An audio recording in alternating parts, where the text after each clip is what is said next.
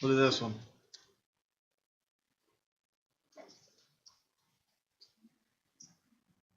All right, so given this code. Yeah, all right. So immediately when I see variables, here's a good idea.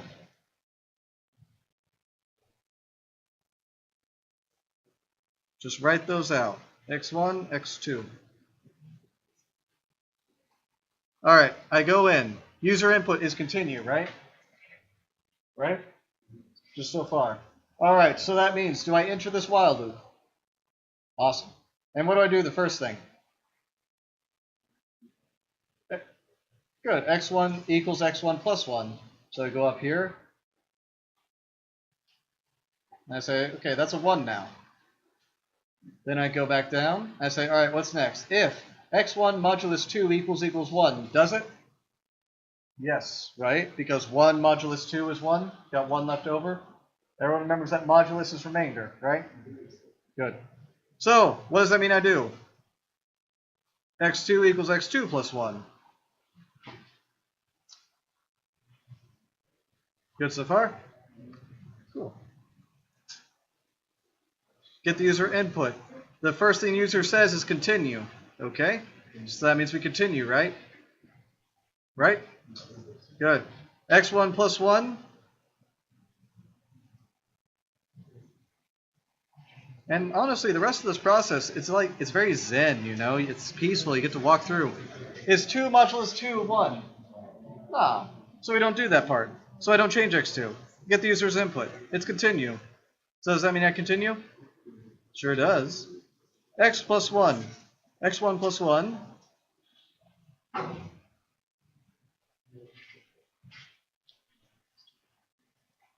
Is it mod 2 equals 1? Good. For x1, mod 2 equals 1, right? So then I add 1 to x2.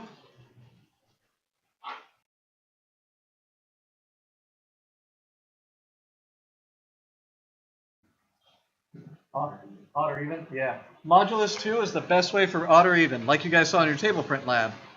Lastly, get user input. It says stop. So does that mean we stop or continue? It means we stop. So what to get printed out is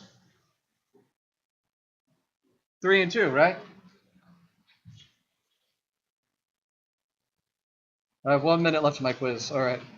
3 and 2. So, any questions on that? And then the other one, I did color code, not on this one, but on this thing for today, because I asked a very similar one. But it'd be a very sort of similar process on this one. You guys want to go through that one? Okay. I already whispered yes, so I'll take it.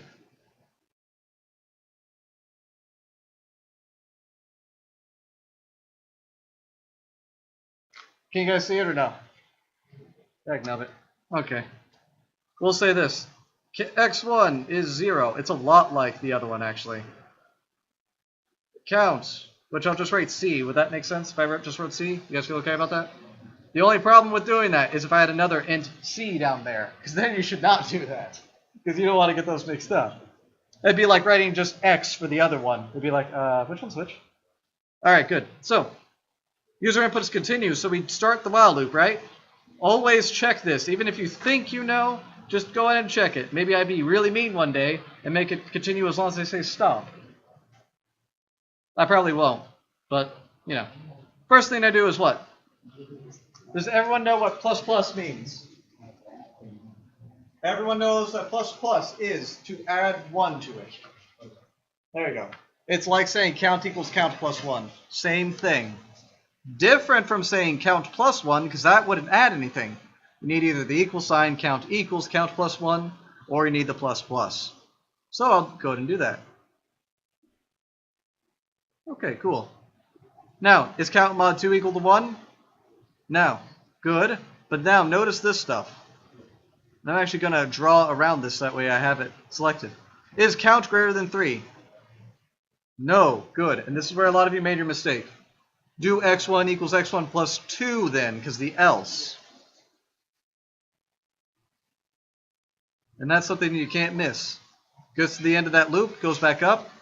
It gets the user says continue 3 times.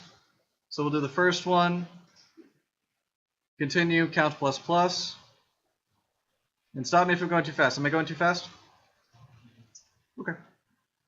Count plus plus is count mod 2. It is not, so it doesn't do anything. Gets the next input.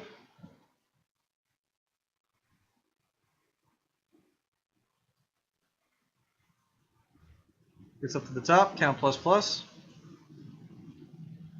Trying not to go off the screen too much here. If it is, it is. And is it greater than 3 yet? Is it greater than 3? Good. Make sure you don't end up thinking that 3 is greater than 3. So people make that mistake. I mean, they know literally that it isn't. They think of it. They don't really think too hard. All right, do one more continue. Count plus plus equals 4. It ain't mod 1. It ain't mod 2 equals 1. Then we get the stop from the user. And we are done. And those are our values, 4 and 4. Feel good? Questions? That's exactly how these work.